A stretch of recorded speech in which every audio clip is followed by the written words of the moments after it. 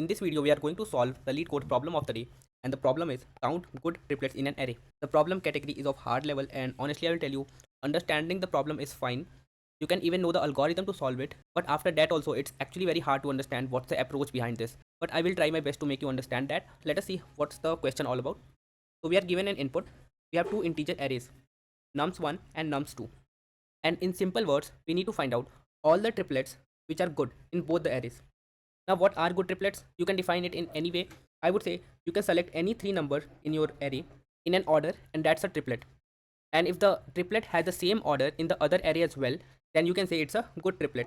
For example, the output in this scenario is 4. It means we have 4 good triplets which are common in both the arrays. Those are 403, 402, 413 and 412. Let us see how. Okay, how 413 is a good triplet. See, what I told you is it has to be a valid triplet in both the arrays. That is, it has to follow the same order. And if it does, then yes, this is a good triplet. So 4, 1, 3, right? In nums1, the order is 4, then we have 1, and then we have 3, right? In nums2, we have 4, then we have 1, then we have 3. So the order of 4, 1, and 3 in both the array are same. The indexes are not same. I am just talking about the order. Okay. So when I say order, it means that if your triplet is 4, 1, and 3, then 4 should come at the first place, then you will have 1, and then you will have 3. So you have 4, then 1, then 3 in the first array, 4, then 1, then 3 in the second array. Now these are the valid triplets.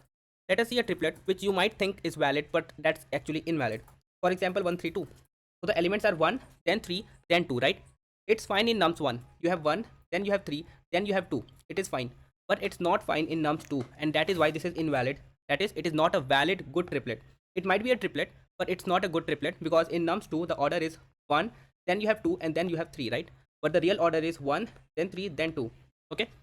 Now from here, what I draw is the first thing which we can understand is the actual numbers doesn't matter. Okay. What actually matters is their ordering. So you can say 403 is a valid good triplet, and that's because the ordering of 40 and 3, that is 403, 403 is same. But instead of 4, if this would have been 14, right? So in this case, it will be 14, right? You will still have 4 as an output. That is, the number of triplets are not going to change.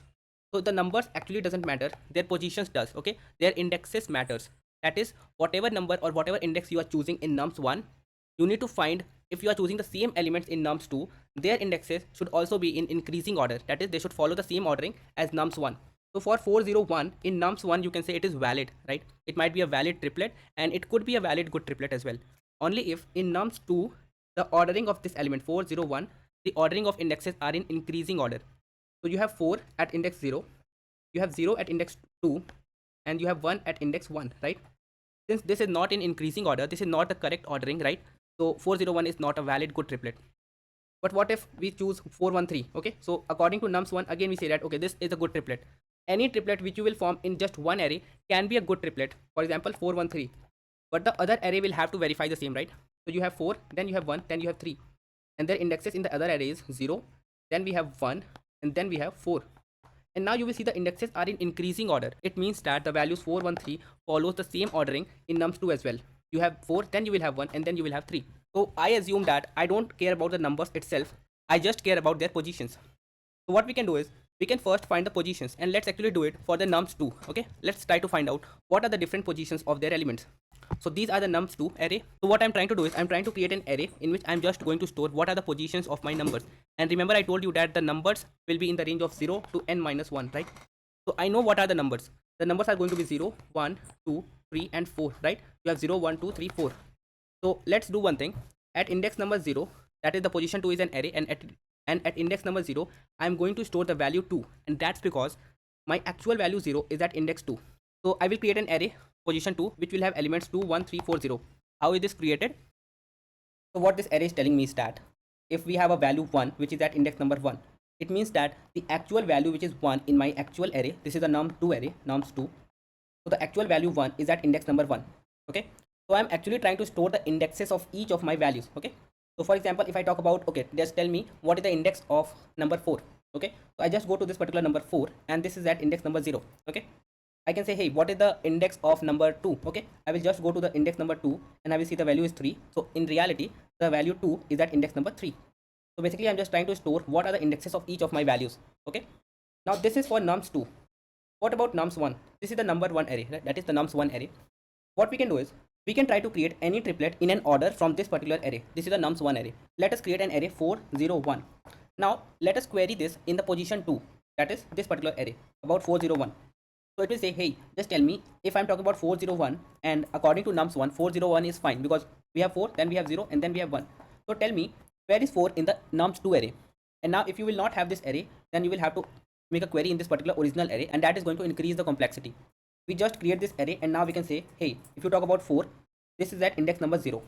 If you talk about 0, this is at index number 2, and if you talk about 1, then this is at index number 1. So we have 0, then 2, then 1. So now we can say that according to nums1 401 is fine, but according to nums2 401 doesn't follow the ordering. It is 0, then 2, then 1. But this should be in increasing order, and if it is not, it means that their orders are messed up and it's not the same as nums1. So what we will do here is we will try to create another array, and here what we are storing, see, we are storing 0 2 1 4 3. What are these values? See, this is our array, and this array is actually the indexes of different elements in nums2, and this is my nums1. Now what I'm going to do is I'm just going to say, if I talk about 4, which is there in nums1, so where is 4 in nums2? It is at index number 0, right? So it's 0. If I talk about 0, then where is 0 in nums2? It is at index number 2. If I talk about 1, then at which index 1 is in the nums1 in the nums2 array? It is at index number 1. So that's 1. What about 3? Where is 3 in nums2? It is at index number 4.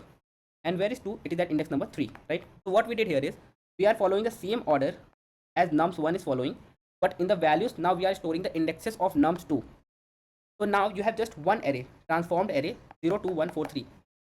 Now out of this, if you select any triplet, for example, if you say 0 2 1, okay, now this 0 2 1 is telling you the exact values of nums2, that is index number 0, which is 4, index number 2, which is 0, and then index number 1, which is 1, right? So 4 0 1. Now we know that 0 2 1 itself are not in order, so we are not going to select this triplet. But if you select any triplet out of this, this will be in order for nums1, and if you select an ordered triplet from this, then this will follow the same order in nums2 as well.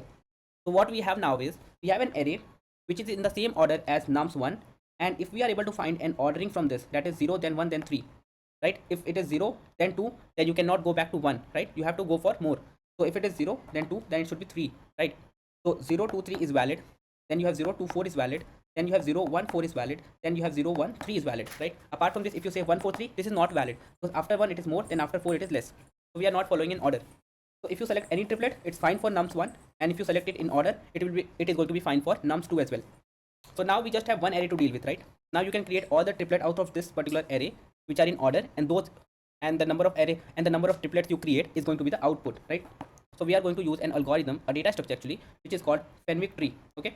Now I would be honest with you, this Fenwick Tree algorithm is fine from the implementation perspective, but actually understanding it is a bit tough. Okay, and that is why I would say the question is of hard level, and it justifies that this is of hard level. All right, let's actually try to understand this algorithm. So what we do in this algorithm is, if we have this particular array, okay, let me highlight this, then what you actually try to do is you try to find out three different numbers, right? 0 1 and 3, which are in increasing order. So you have three numbers to find, I, j and k, and they have a relationship, that is I should be less than j, it should be less than k. Here what we try to do is we try to fix every element as our j, that is as our middle element, and try to see how many left and how many right element is valid when this is your middle element, or when this is your middle element, or when this is your middle element, right? Okay, for example, if you say 4 is the middle element, right? So if 4 we have here, then before this we should have less than 4, right? So before 4 we have all the elements less, right? So we have three options, let us select any of it. We have 2, but after 4 we should have more items, right? So from here we are sure that we cannot have 4 in the middle, right? What if in the middle we have 1? Okay, 1. How many elements do you have less than 1? So we have just 1, which is 0, right? So I can say 0 and 1 is a pair. And how many elements you have more than 1? You have 1 and 2. So you can say 0 1 4 and 0 1 3. Both are a valid triplet, valid good triplet, I would say, right? So you just fix the middle element and try to find out how many less and how many more you have, and that is going to give you the answer. So what we are going to do is we are actually creating a Fenwick tree for it, which does the thing a bit smartly. It tries to create a range where you can query. Basically you call it as a prefix range, and here you can query all the data which are less than a particular data. So let me try to explain you that. So you create an array of, if you have n as 5, then you create the array as 7 elements, and I will tell you why. The middle 5 elements are something which is relevant for us. The left and the right, this is just going to save you from indexing error. We will see when we are actually doing the operation. Now you just need to run a loop on your elements and try to fit every element as your j, and then you can see how many triplets you can form. Okay, now let us say I is equal to 0, that is we are dealing with the first number. The actual number itself is 0 as well, right? Now, when you have seen this particular 0, what do you want to know? You want to know how many elements you have in left side and how many elements you have in right side. Left should be small, right should be more, right? That is, you want to store the count of left and count of right elements. Now, if the middle element is 0 and we know that this is the first element, the number of left element has to be 0, right? How can you find it? See, we will have a query with -1. Why -1? This query -1 is telling me that how many elements do I have till -1, okay? So if I say query -1, it means how many elements I have seen till this point, which is less than or equal to -1, okay? So it is 0 right now, right? And why -1? Because whatever is my element, I'm just going to ask the previous element that tell me how many elements do I have equal to you or less than you, right? So that is what we are going to do. So for query of -1, I have got the output as 0. Now update 0. Why update 0? What it means? See, it means that you will have to update your Fenwick tree that, hey, I have seen the element 0. Because next time when you are dealing with this 2 should know that I have already seen an element which is 0. So I am going to update this 0. Now who should know about these updates? All the numbers which are more than 0 should know about this, right? That is 2, 1, 4, 3. Everyone should know about it. But if we try to tell this to everyone, then we are actually doing an algorithm which is of time complexity n into n. What we are trying to do is we are trying to create a time complexity of n log n. That's what that is what Fenwick tree does. Okay. So what we will do is we will not tell everyone, but we will tell a range. And based on that range, anyone will know that what are the number of elements I have which are less than me. Okay. This might sound a bit complex. I agree with you. It's a bit complex, but yeah, let us focus and try to understand it. So we have 0, right? Less than 0, we don't have any elements. That's fine. We update 0 and we update this 0 at index number 1, because Fenwick tree works as one indexed array and not 0 indexed array. Okay. And that is why we have one element in the left and one element in the right, just to make sure that these are our relevant elements. So when we update 0, we start from this 1, that I will update you and make you 1. It means that I have seen one element which is less than or equal to me. Okay. Then we are going to update this 2 as well, and it means that this particular index, this is denoting the element 1. It is telling that I have seen one element which is less than or equal to me. We are not going to update this one, and we will update this one. Okay. So we will update the index 1, then index 2, then index 4. We are jumping here, right? So we are not doing a linear addition. We are just jumping up, and that is exponential. So it's going to take log of n time. Now the question is, what if the next query is for this index, and this index doesn't even know that I have an element which is less than or equal to me, because I have put the value as 0, and this array is going to tell me how many elements I have at each index which is less than me. Okay. Now the thing is, what we are trying to do here is 1 to 2 and 2 to 4. We are just trying to jump from one node to its parent, then from that node to its parent. So from 1 we are jumping to 2, which is its parent, and 2's parent is 4. And how would you know it? See, 1 is 0, 1 as a binary, right? Then we have 1, 0, right? Then we have 1, 0, 0, right? So you will see this particular 1, the rightmost bit, you just need to shift it in the left hand side, right? The more you shift it, you will get to know your parent. Okay. And that's basically a formula that whatever number you are at, you can just say and minus num. That's basically the 2's complement. So you basically try to find out the 2's complement, and that is going to be your parent. So for 1 it is 2, and for 2 it is 4, right? So you have 1, 1 and 1 here, right? So what this is going to tell me, we will see in the further queries. Now we have processed this input 0. We have got no numbers which are in the left hand side. For right hand side we will see later on. First let us focus on the left hand side. Now what about when I is equal to 1? That is, we are pointing to this element 2, and we are saying that 2 is our middle element. In this case num is 2, and we are going to query for all the numbers which are less than or equal to 1. Okay. So basically my current number minus 1. Now once you query this, you will notice that if the query is for 1, you will have to check for the index 2. And that's because this and this, these are the indexes which are just added here, right? The actual 1 lies at 0, then 1. This is your actual first index, right? So when you are trying to query for 1, you will get the output as 1. That is, you have one element which is less than or equal to the number 2. Okay. Then we update this information in our table that we have seen an element which is equal to 2. So when we start with 2, this is the 0 index element, this is the first index element, and this is the second index element, right? So when you are trying to update for 2, you will have to update at index 0, 1, 2, 3. That is, you will have to update at index 3. Okay. 3 is equal to 1, 1, right? 1, 1 means this is its binary number. Now, what is the rightmost bit here? It's 1, right? You shift in the right hand side, you already have a 1, and then you will shift it in the right hand side, you get a 1 here, and 0, 0, right? That means you have to go from 3 to 4. Well, this formula might sound a bit, tricky, but I'll just tell you the actual formula. Whatever is your number, take the AND with negative of that number. That's called the 2's complement. Just find the 2's complement of every number and just keep finding it and just adding it into your current number. The more you find it, you will keep getting your parent, and you just need to get it till the point where you are not out of your array range. So for 3 it is 4, for 4 it is 8, but our array range is just 1, 2, 3, 4, 5, 6, 7 elements, right? So, and that's basically 6 indexes. So you don't need to go from 4 to 8 because the parent of 4 is 8. Alright, so what will happen? You just need to increase the count at index 3 and index 4. So you have 0, 1, 2, 3. This 0 will become 1 here and this 1 will become 2 here. And now next time when you will query, and remember you have got 1 as an output if you are querying for 1, right? So you have a left counter available with you which is initially 0, then comma 1, right? Comma 1, that's because for the next element it is 1. For this it is 0, for this it is 1. How many left element do you have for 1? Well, I can see we have 1, right? How can I find it? Let us see. So if your value of I is equal to 2, the value of num is going to be equal to 1, right? So num is 1 this time. And now just tell me how many elements I have seen which is less than 1. So let us query for 0 this time, okay? So if you query for 0, that is how many elements I have which is less than equal to 0. So it is 1. We have seen one element which is called 0, right? This is the element we have seen. How can we find it from our Fenwick tree? See, this is our tree right now, okay? We are just trying to query for 0, right? So when we query for 0, the actual 0 element is at index number 1, right? Because these two are just the added indexes. So this is the value you will need, and this is going to be equal to 1. You can just say query of 0 is equal to, from the tree, you fetch 0 plus first element, and then whatever is the value, and then you will again have to follow back and find what are the childs of my element, because we are storing 1 or we are increasing 1 at all the indexes and its parent as well. So when we will query, then we will find from its childs as well, and I will show you one example for that. For now, query of 0 is equal to 1. Now you will have to update the value 1 so that the next value 4 should know that I have seen 0, I have seen 2, and I have seen 1 as well. So what I'm going to do is when you update 1, it means that you will have to update the index number 2 first, and that's because this is an extra index, this is an extra index. So this is the element you need to increase, right? And this is at index number 2. So don't get confused with the words. I know this might be a bit confusing, but I mean that is how it works, okay? You might need to rewatch few part of this video. You might need to, do some more dig and research, but that's fine. I mean, when the algorithm is a bit hard, that's fine. It's good to give some time to it. Okay, so let's proceed further. If we are trying to update for 1, we are updating the index number 2. The parent of 2 is 4, and that's because again I will tell you, if you will try to find out the 2's complement of 2, it is 2 and minus 2. This is going to be 2, okay? The current index is 2. You got the 2's complement at 2. 2 plus 2 is equal to 4. So the parent of 2 is equal to 4. Now you update for at the index number 4 as well. So now the index number 2, which is 1, will become 2, and index number 4, which is 2, will become 3. Alright. After 4, it should be 8, and 8 is out of range, so forget about it. Now what about I is equal to 3? At this point, num is equal to 4, right? This num is 4. Now tell me how many elements I have which is less than 4 in my array, which I have already seen, okay? It's not 3. It's just 0, 2, and 1, okay? Because I have just seen these 3 elements. So now you will have to query for 3, right? Because the number is 4. So you will have to query that how many elements I have which is equal to or less than 3. I have 3, and how can I find it? You just need to say query. If it is query 3, then you just need to go to the index number 4.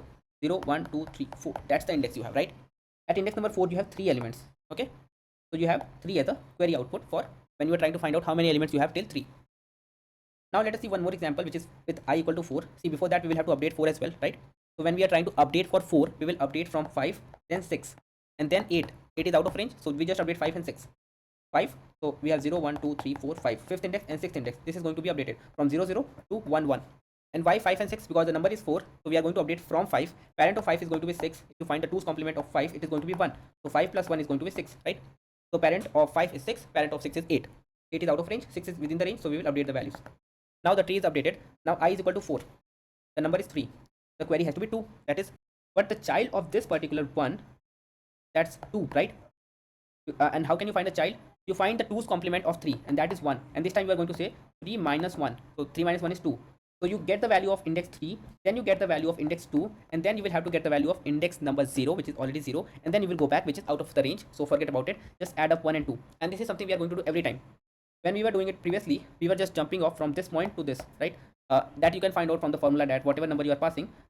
So you can take the 2's complement of your number. So num and minus num. And if you want to find the parent, just add it into your current index. If you want to find the child, just subtract it from the current index. Okay. So this is how we are creating our data. And what we got is, we got this array. This is the tree. This is the tree we got. And this is another table we have got. What is this? This is every index we were getting a value. 0, then we got 1, then we got 1, then we got 3, and then we got 1 plus 2, which is 3. So we have 0, 1, 1, 3, 3. It means that I have total left count of 0 element at this point, 1 element at this point, 1 element at this point, 3 and 3 element at these 2 points. I have the left count. How can I find the right count? See, to find the right count, you just need to reverse your data, because your data is 0, 2, 1, 4, 3, right? Now you just need to reverse it. And why do you need to reverse it? And that's because we now need to find out what are the elements in the right hand side. So for example, if I just try to find out for 3, and if I just reverse it, I'm just trying to find out how many elements I have which are less than 3, right? But I actually need to find out the elements which are more than 3. So what we will do is, we will query how many elements we have seen till 4. From that, I will minus how many elements I have till 3. the remaining elements will be those elements which are more than 3 but less than equal to 4. So we can say query for 4 and minus query for 3. Let us take one more example. If I just talk about 1, right, and this is my original array. So what are the elements which are more than 1? So we have 1 and 2, right? Now how can we find it? We can just say, if we reverse it, and let us try to find out how many elements I have seen which is less than 1. I have seen 0 elements, right? So less than 1 I have seen 0 element, and at this point of time how many element I have seen which is less than equal to 4. So I have seen 2 elements. So 2 minus 0 is going to be equal to 2, right? So from here you can see this formula is correct, that you will have to say query of 4, that is the maximum number you have, minus query of your current number, and that is going to be your count, that is how many elements you have more than the 3, 4, 1 and 2 and 0, right? Now you just need to multiply your elements, right? So for 3 and 4 the values are 0 and 0, that is I have no elements in the right hand side. Okay, in the left hand side we had like 3 and 3 elements, but in the right hand side we have no elements. Talking about 1 and 2, right, we have 2 and 2 elements. It means I have 2 elements more than 1 and 2 elements more than 2 as well. And talking about what are the elements I have in the left hand side, I have 1 and 1. So I can just say 2 multiplied by 1, 2 multiplied by 1, so that is 2 into 1 plus 2 into 1, that is going to be 4. So as of now 4, and what about this element 0? So it says that more than 0 I have 4 elements, but less than 0 I have 0 elements. So I can say 4 into 0, that is 0. So how much I have got? I have got 4 elements which are my valid triplets. Now I will be honest with you, this might have sounded a lot complex, not a bit but a lot complex. Now I'm going to be honest with you, this might have sounded like a story which you didn't understood, right? And that's fine guys, this is actually a very hard algorithm to understand, but I would say you just try to go through the video again and again, and you try to do the same operation with different inputs. If you don't do it with different inputs, it's really going to be very hard to understand. Just do it with different inputs, and I guarantee you that this is going to be really easy after you understand about it. Okay, so let's actually see the solution for this particular problem, and you might try to do some dry run with different inputs, and then only you will be able to understand. So I'm not committing that after watching this video you will have all the understanding, because I will be honest, you will have to have a dry run with different inputs as well. Okay, and so let me take you to the solution and try to explain you what is the solution all about. So this is the complete solution of this problem, and what we are doing is we are actually creating a class. Okay, I'll show you the complete one. This is the complete solution, and this is the Fenwick Tree class. Here we have initialized our tree, and the size you can see is size plus 2, and we will pass the size when we will call this tree. And we have two methods, the query method and the update method. And every time when we get an index to query, we are just increasing the index by 1, and that is because the indexing in Fenwick tree is 1 based and not 0 based. Okay, and that is why we are adding two elements, one in the left hand side, one in the right hand side. You can consider them as -1, and the right hand side you can consider as the value n. Okay, so it's from -1 to n, so total n plus 2 elements. How can you query it? You store your result as 0, and every time your index, if it is more than 0, then you might have a value, and you can get the result from your current tree. Okay, we will update the values of tree. Currently it might be 0, then you get the value, and then you can just jump back to the previous child. Okay, you just need to keep jumping back to the previous child to get your values. So it is going to be index equal to index minus index and minus index. Now this is the magic guys, and this is the most confusing part. Honestly, this is most confusing. What's happening here is it's just taking 2's complement, and its pattern is a bit hard to understand, and that's why we have all the complexity here. But try to understand about this. This is just 2's complement, and you are using it in the update as well as the query. So we are going back, that is we are doing minus when we are doing the query, that is wherever we are just jumping back, and when we update it, wherever we are just jumping forward. Okay, so that we update all the parents, and when we will jump back, we will get the values from all the childs. So while we are querying it, index is going to decrease. While we are updating, index is going to increase. And in case of update, we are just going to say self.tree, and the current index you can say plus equal to 1. Every time you see a value, you increase the count. Now the solution, you take the n, which is the length of your numbers or the arrays, then the position 2 array, that will come for the nums2 array, and you are going to store the indexes of different values in our nums2 array. So you can use this logic, enumerate your data and get your indexes, then transform your values using the nums1 array. For every value of nums1, you just store the value of corresponding indexes in nums2. So now you have just one array to query from. You create a tree, that's a Fenwick tree, and then store a left count. Initially all of it is going to be 0, and then you just run a loop that every time I get an index, I will make a query, and the query I will make is my current element -1. And that's because if you are trying to find out how many elements have you seen, and if your current element is 4, then you will try to find out how many elements have you seen which is less than equal to 3, right? So transform the 5 -1, and then you update your tree with this current information. And the same thing you will have to do for the right count as well. You create another tree, store the result this time, and then you will reverse your range, and that's because our logic works to find the elements which are less, right? So if you will reverse it, then you will get the elements which are more. And this time the right count, this is equal to, you need to query for the maximum element and then take the difference with the current element, and then this is going to give you how many elements you have more than the current element, and that too in the right hand side. And then you will have to say result is equal to left count of I and my current right count, that is you are just multiplying your result, the left count and right count, and keep updating your tree, right, with the current information. and at last you can return your result, and that is going to be your complete solution. I'm going to attach the solution in the description as well, so you can get it from here. But again, I would highly recommend you to try to run this code on different inputs, try to understand the dry run, and then only you will be able to understand the inner working of it, because this is actually very hard to understand, and it is really hard to make somebody understand about it. And I am being honest with you guys, okay? I've used this word being honest a lot of time, because this question actually gave me a lot of nightmares when I was creating this video. That's fine. Let us try to submit this code and let us see if we are able to solve it. We should be able to solve it. Yes, the code is accepted and the runtime and memory is fine. This is a good solution for this problem, and all the test cases are passed. So that's it for this video, guys. I hope you like this video. I am going to say it again that I know I might not have explained you everything in a way that you might be able to grasp, and that's because the solution itself is too complex. But I'm sure if you try to run some kind of dry run on different inputs, then you will 100% understand about it. And once you understand about it, then I am sure that you can use it at multiple places, because after understanding it, this is going to be a bit easy. Okay, so that's it for this video, guys. If you have some doubts, then make sure that you put it in the comment box, and I will see you guys in the next video. Just make sure that you subscribe to the channel if you have not subscribed yet, and thank you for watching this video.